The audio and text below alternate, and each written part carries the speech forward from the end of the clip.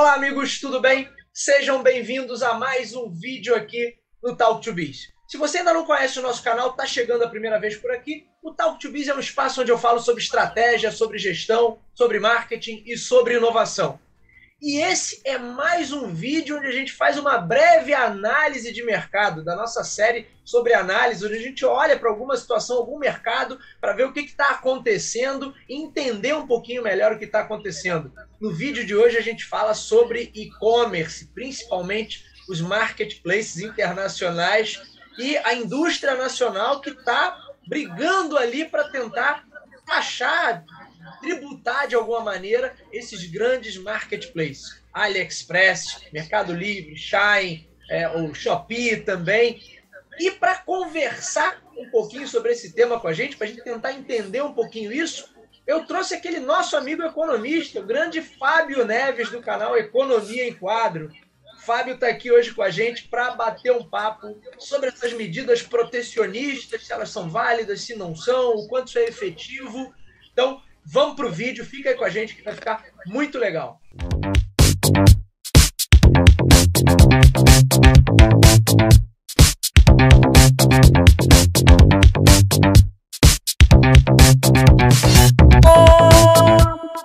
É um prazer enorme estar aqui com você, Bruno, e não só com você, com toda a sua audiência, já que, como dizia a minha mãe, né, o saber não ocupa espaço. Então, eu fico feliz em estar compartilhando um pouquinho desse saber, desse conhecimento na área de economia.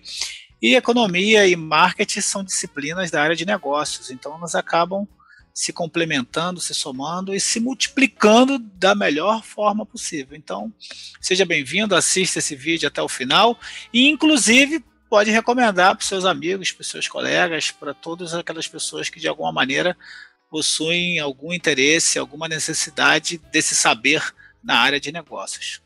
Legal. E confiram o canal do Fábio, Economia em Quadro. Você vai aprender tudo sobre economia.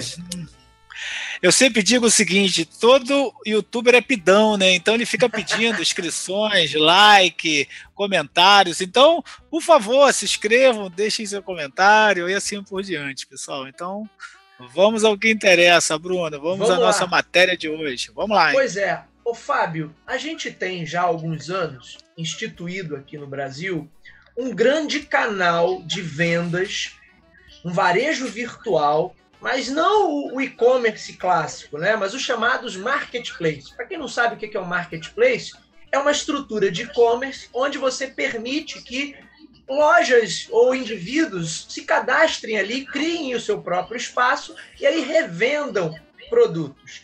E nos últimos anos, marketplaces como o Mercado Livre e marketplace de origem oriental, principalmente AliExpress e mais recentemente o Shopee, ganharam muito espaço. Inclusive esses players vêm fazendo investimentos vultuosos não só no mercado brasileiro, como no mercado da América Latina como um todo. Por exemplo, o AliExpress fretando voo semanalmente da China para cá para trazer produto. Fizeram campanha com a Ivete Sangalo, Shopee fazendo campanha com o Jack Chan e agora com alguns artistas brasileiros, Fábio, que eu confesso que eu não conheço, que é da área do sertanejo aí. Eu realmente não sei o nome, me perdoe, mas eu não conheço. Eu sou o cara mais chegado em música. Assim. O Jack Chan eu conheço porque eu adoro filme de luta. Mas os camaradas músicos aí me perdoem, porque eu realmente não conheço quase nada de música. Mas isso mostra claramente o quanto esses players vêm investindo no mercado brasileiro. Aí eu que acompanho isso regularmente, praticamente toda semana tem notícia nova. Shopee, há poucas semanas atrás, anunciou que ia inaugurar o live commerce, quer dizer, as pessoas, os vendedores brasileiros vão poder fazer as suas lives, como fazem os vendedores chineses, e vender os produtos ali durante a live, com link, com tudo bonitinho. Isso mostra assim, o quanto esse mercado se tornou atraente. E aí eu falei dos players orientais, mas tem o Mercado Livre, que é também gigante, anunciou agora, se eu não me engano, 18 bilhões, deixa eu olhar aqui, Fábio, 18 bilhões de reais de investimento, 17 bilhões, errei por um bilhãozinho só, Fábio, 17 bilhões de investimento só para esse ano, sendo que eles já fizeram um investimento de alguns bilhões de reais também aqui no mercado brasileiro no ano passado. esses investimentos vão para logística, vão para as soluções de pagamento, com o Mercado Pago, por aí vai. Pois muito bem. Há cerca de 10 dias atrás, a gente teve a seguinte notícia, que esses marketplaces estariam na mira do Ministério da Fazenda, porque um grupo de empresários e mais algumas associações de fabricantes teriam encaminhado um pedido alegando concorrência desleal e chamando esses marketplaces de camelódromo digital. E aí eu chamei o Fábio Neves aqui, o nosso amigo, para a gente entender um pouquinho, não sobre a legalidade ou ilegalidade, porque me parece que é muito claro ali, muito evidente que realmente algumas vendas que acontecem nessas plataformas, de certa maneira, tentam burlar ali o fisco. Então, tem aquela história, né, Fábio, que até $50 pessoa física para pessoa física pode vender sem pagar imposto, então o cara declara sempre menos de 50 ou 50 ali cravado. Por outro lado, a própria Receita não tem braço suficiente para fiscalizar tudo, então ela sorteia uns ali, pega para taxar. Mas, enfim, tem uma série de questões ali, mas fato é que tem uma galera que está conseguindo burlar a tributação, que seria o correto ali, que é o que está na lei. Mas a discussão que eu quero trazer com você é sobre medidas protecionistas. Afinal de contas, a gente já teve muitas medidas protecionistas aqui em território brasileiro, e na minha visão, é o Bruno falando, tá? A minha visão, as medidas protecionistas são importantes desde que você desenvolva a indústria com isso, a indústria local com isso. Mas parece que nunca foi essa a nossa situação, né? Parece que sempre que a gente adotou medidas protecionistas, de alguma maneira a gente... Olha, galera, agora vocês estão com tudo bem aí.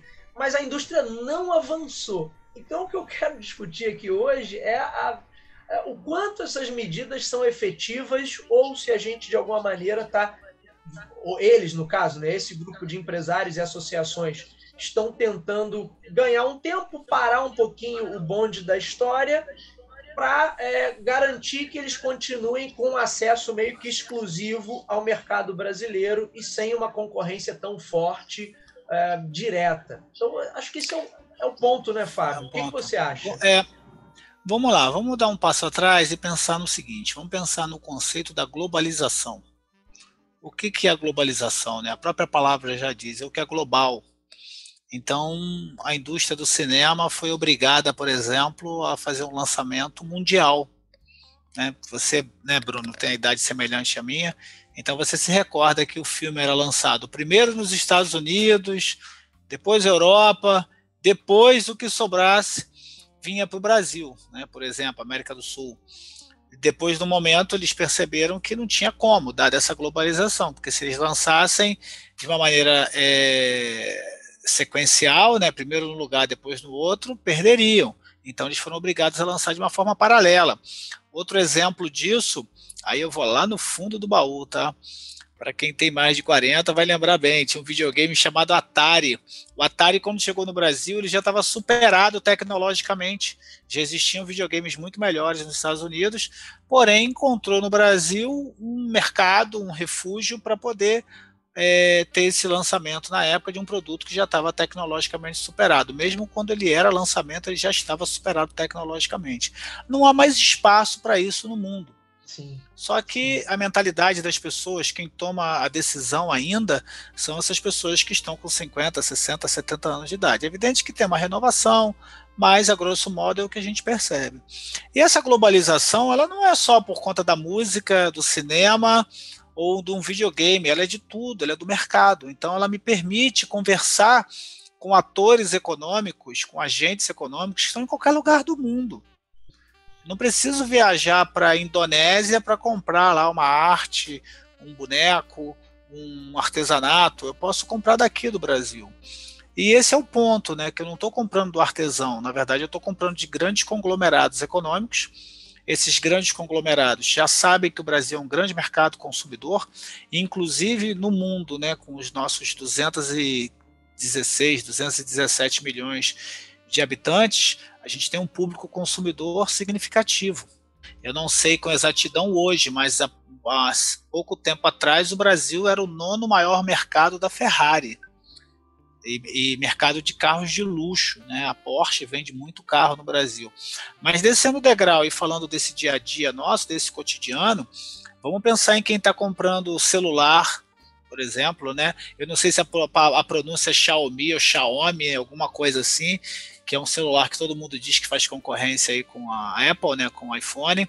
Dizem que é a mesma coisa, não conheço, mas só estou repetindo frases que eu ouço. Cada então um as fala pessoas de um jeito, Fábio. Cada um fala de um jeito. Mas a melhor pista que eu tenho é de uma brasileira que mora na China, que acompanha o canal dela no YouTube. Então ela fala Xiaomi. Então eu sigo Xiaomi. a pronúncia dela. Cada um fala de um jeito. Então tá ótimo. Então o Xiaomi. Mas o ponto todo é assim, né? Vou chegar na tributação. As pessoas precisam trabalhar, elas precisam ter renda.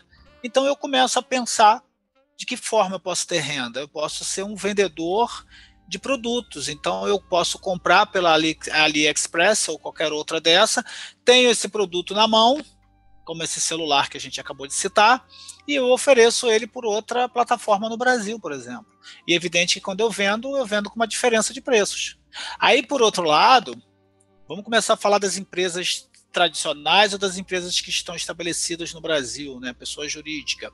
Elas são obrigadas, por exemplo, a dar garantia. Elas são obrigadas a ter um pós-venda. Elas são obrigadas a ter uma estrutura administrativa. Elas são obrigadas a declarar isso ao fisco. Então, assim, é uma concorrência, né, que acaba sendo desleal nesse sentido. E o Fábio Neves, fundo de quintal aqui, né, nesse exemplo que eu estou dando, nessa coisa figurada, compro de uma plataforma chinesa ou oriental, seja lá qual for, né, a origem, chega esse produto aqui na minha mão, barato, e vou vender de uma maneira mais rápida, porque já está no Brasil, barato também. Eu também poderia comprar direto, sim, mas vai demorar um tempinho um pouco maior e eu consigo comprar do Fábio, do Bruno, do Joaquim, do Manuel, que acaba virando esse atravessador. Agora, o ponto todo é que, pontualmente, né, não acredito que pequenas pessoas estejam fazendo esse incômodo todo para esses grandes grupos brasileiros que estão reclamando. Porque, na verdade, você tem grandes empresas, né, grandes plataformas, o marketplace, como você colocou, que estão fazendo isso. E não é só Mercado Livre, não. Eu quero incluir nesse marketplace aí, ó, Ponto Frio, Casas Bahia, Magazine Luiza, todos eles abriram o seu canal de venda, onde eles também vendem o produto deles, mas existem outras empresas associadas também vendendo. E ali eles garantem toda aquela estrutura montada para que você possa ganhar também. Mas o ponto principal é que eu, como empresa consolidada, tenho que declarar, tenho que seguir todas as normas do fisco, inclusive as determinações do Inmetro. Para brinquedo, por exemplo, né, a roda ou a pazinha não pode soltar, quem tem criança sabe bem como é que é isso, a criança pode aspirar, pode engolir aquilo e, né, vai ter que ir para um hospital, para um pronto-socorro. Então, com certeza, por trás também tem isso. Porém, esse é um movimento muito forte. Isso por trás está aí. Essa brecha que hoje ainda existe na legislação.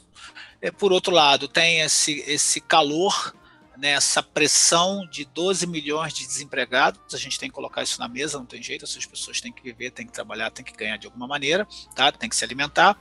E há todo esse movimento. E, em contrapartida, você tem esses grupos que já estão consolidados no Brasil, grupos que eu digo, essas empresas que estão reclamando, com todo o direito, com toda a razão, porque tem uma lacuna aí, as pessoas estão trazendo esses produtos de fora, a ponto de afetar a venda interna deles. E como você tem, né, a economia está batendo a porta de todos, a economia no sentido dessa ciência que a gente está tentando maximizar os recursos, dado que a gente tem necessidades que a gente diz que é ilimitada, né? Mas os nossos recursos, o nosso recurso monetário é limitado. Então eu não tenho dinheiro para tudo. Vamos falar o bom português. Eu quero comprar um celular bom, ao invés de eu ir comprar numa loja, o que eu faço? Eu compro numa plataforma dessa. Eu quero comprar uma câmera, eu compro numa plataforma dessa. Eu quero comprar uma webcam e assim por diante. Então as pessoas estão importando tudo, né? Ou seja, se for uma coisa com baixo volume, vamos trazer. Não, claro, não dá para trazer uma TV de 50 polegadas, 60, mas de repente dá para trazer webcam, dá para trazer HD, dá para trazer placa, dá para trazer coisas miúdas, celular, relógio, placa de vídeo. Então tudo isso vai afetando o mercado brasileiro e acaba sendo essa concorrência desleal por conta disso. E como você bem falou, Bruno, até R$ 50, até $50, tá? Eu posso trazer pessoa física e assim por diante. É evidente que a gente fala muito de brasileiro, né, e faz muita piada de brasileiro, mas o brasileiro é um ser humano igual qualquer ser humano no mundo. Então já é prática de muitos países, né, eles sabem que o limite de importação do Brasil é $50, ele bota lá $50. Ele vai lá e coloca como presente, ele vai lá e tira da caixa.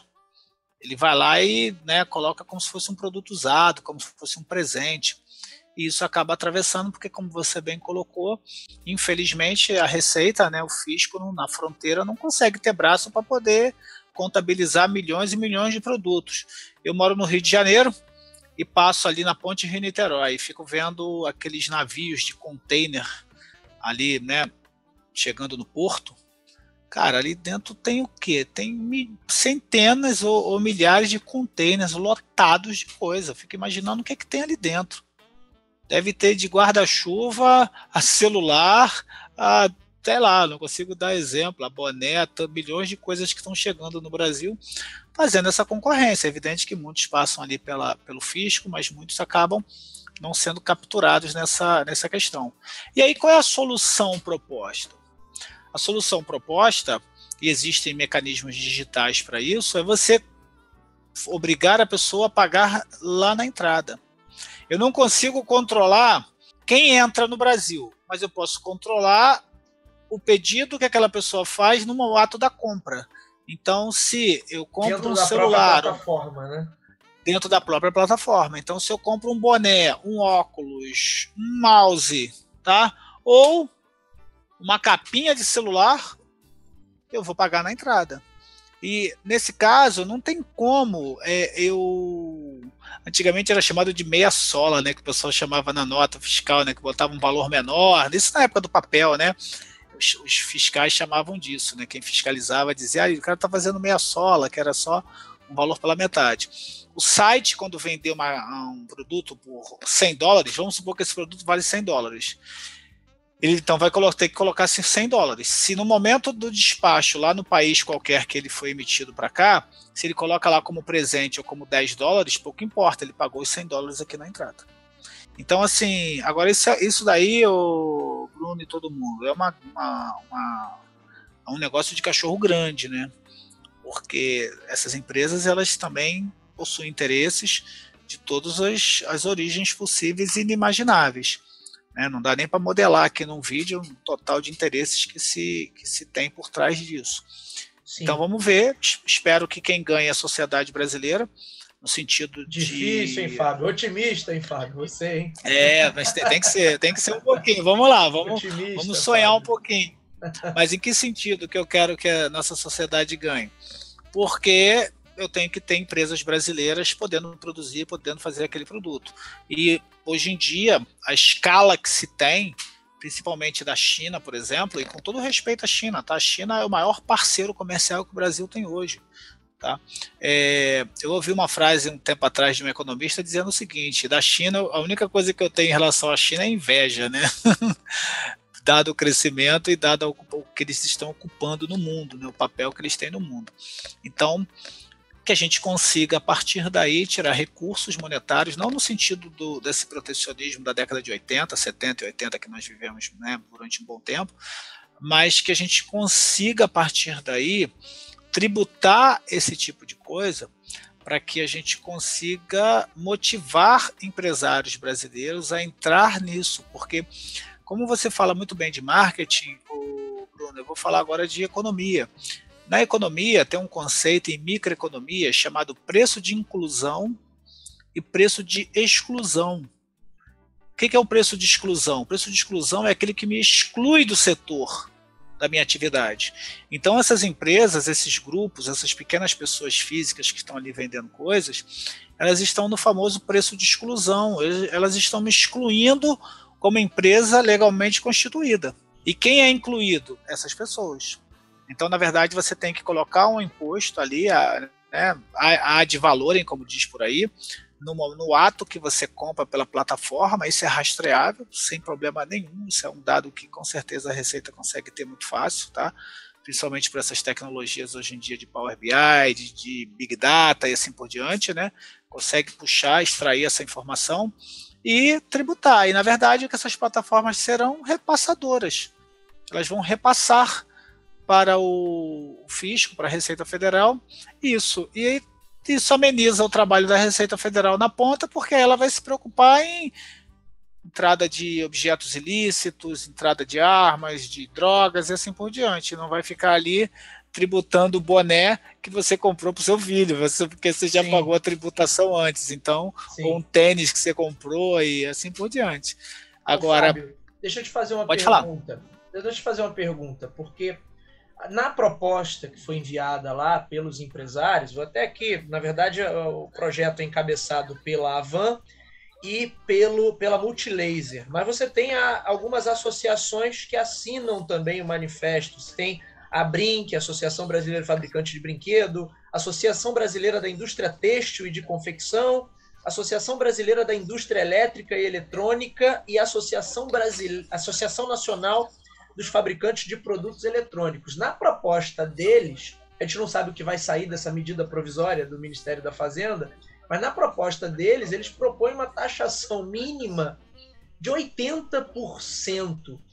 E aí, como você falou do Atari, eu queria só resgatar isso, porque lá na época do Atari, quando o Atari chegou oficialmente aqui no Brasil, já tinha clone do Atari sendo vendido, porque a nossa lei na época, a lei da reserva, na lei de proteção à informática, se eu não estou enganado, ela fazia essa proteção, mas isso, de certa maneira, não estimulou, não conseguiu, né, estimular a gente a ter uma indústria, por exemplo, de informática forte. O que a gente tinha eram clones de má qualidade e, às vezes, tão caros quanto. O produto, óbvio que não conseguiria chegar tão caro quanto um produto importado pareado no dólar, mas a minha questão é assim, que eu acho que tem que ter a tributação, você não pode, né, óbvio, tá contrariando a lei, você tem que pagar o tributo ali e ponto final.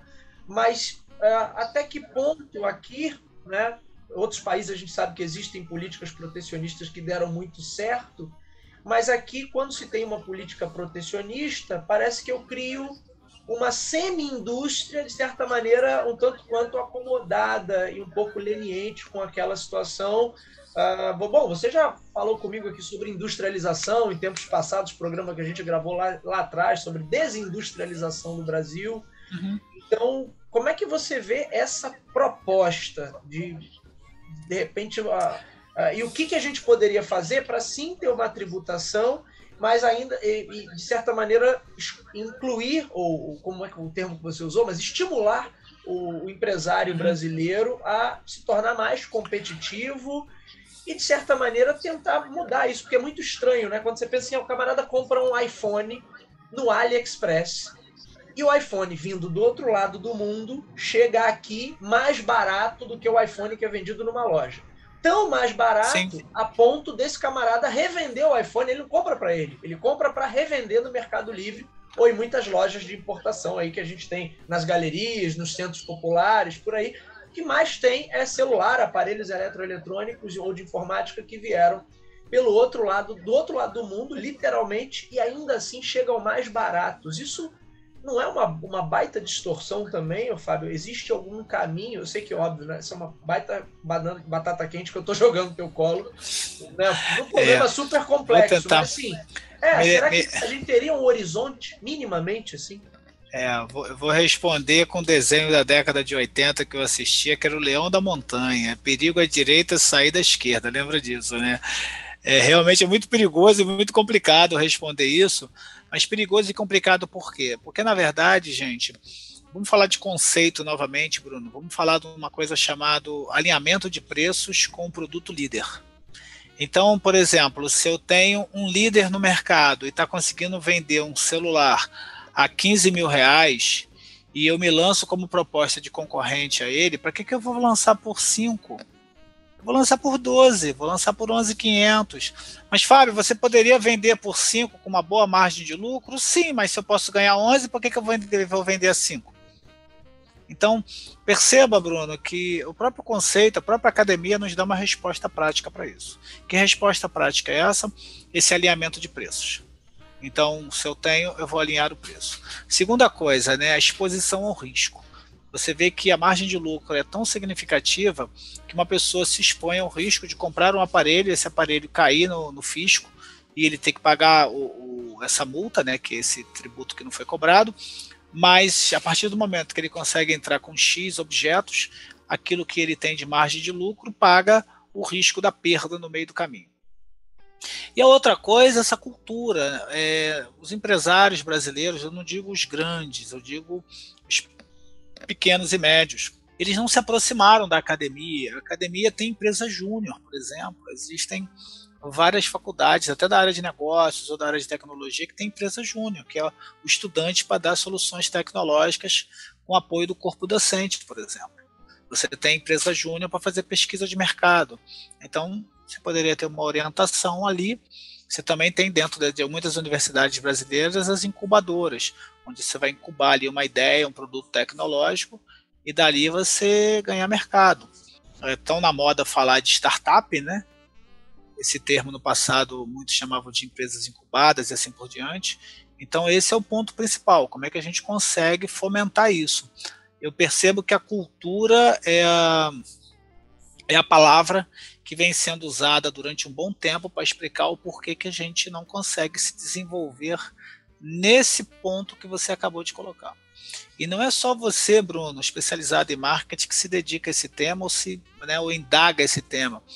Há um bom tempo, vários economistas vêm pensando nesse sentido de como se coloca esse ponto, de como se evolui com isso, entendeu? Então, mas eu acredito que alguma resposta é que se dá, senão a gente vai ficar sempre a reboque disso. E o fato deles pedirem uma tributação de 80%, eu entendo que é a regra do jogo, é o sarrafo, assim.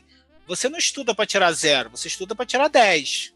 Ah, não tirei 10, tirei 8. Então você bota 80%, para tentar 30, para tentar 40, para tentar 55, para tentar 58, entendeu? E é evidente que por trás tem alguma conta, tem alguma fundamentação tributária, econômica, financeira, para justificar o porquê tem 80 lá. Não conheço com detalhes o número, mas pressuponho que exista isso.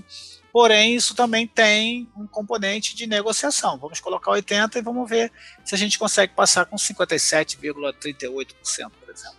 Fábio, só para a gente fechar aqui, será que estamos voltando aos anos 80? Porque eu vi esse tipo de comentário. Olha, vai fechar o mercado de novo. Né? Nos anos 90 abriu, mas também não adianta abrir de qualquer jeito, igual foi feito. Enfim, papo para um outro programa, mas tem uma galera aí que está com medo da gente estar voltando no tempo. Há vários indícios por aí, né? Que a gente já retrocedeu um bocado. Faltava esse agora, né? Vamos aguardar para ver. Não tem, né? A internet foi criada a partir da década de 80 com figuras que ainda estão vivas, icônicas, e com aquele sentimento de a internet é um espaço livre, a internet é uma terra de ninguém, muito porque nasceu ali nas universidades nos Estados Unidos, ali na Califórnia, e depois foi se expandindo primeiro para as universidades, sem aquele cunho de mercado. Porém, gente, não tem jeito. Como é que eu vou viver, por exemplo, comprando coisas que não estão pagando tributos no Brasil? Como é que eu gero renda no Brasil? Nessa grande roda, nesse grande bolo, nessa grande engrenagem, todos têm que de alguma maneira ganhar com isso. E eu tenho que de alguma maneira suprir a perda que eu estou tendo na entrada através de uma tributação e tecnicamente, aí eu não estou querendo ser utópico nem Alice no País das Maravilhas, tecnicamente a renúncia que eu estou tendo por não produzir no Brasil, eu monetariamente cobro através de uma tributação e consigo repassar para a população condições melhores. É evidente que eu estou indo no rigor do conceito, tá bom? Não estou aqui discutindo o que é a realidade, senão a gente vai ficar aqui uns 5 anos e meio, uma live interminável. Não, aí é melhor, tá bom, Bruno? É melhor desistir disso. Fábio Neves, muito obrigado pela sua participação mais uma vez aqui no nosso canal. Volte mais vezes para falar de mais temas ligados a esse ambiente econômico. Você que está nos assistindo, acessa lá agora, Economia em Quadros, que é o canal do nosso amigo Fábio Neves. Muito conteúdo bom, vai entender tudo de economia. E eu conto sempre com o suporte de vocês aqui também no nosso canal, o Talk to Biz. Tem vídeos novos pelo menos 3 vezes por semana. Gostou desse conteúdo? Deixa o seu like. Gosta dos temas que a gente trabalha aqui? Assina o nosso canal, isso apoia demais o nosso projeto, que é um projeto educacional para levar conteúdo qualificado, conteúdo relevante a um número cada vez maior de pessoas. Fábio, meu amigo, obrigado mais uma vez e obrigado a você que ficou nos assistindo até agora. Até a próxima.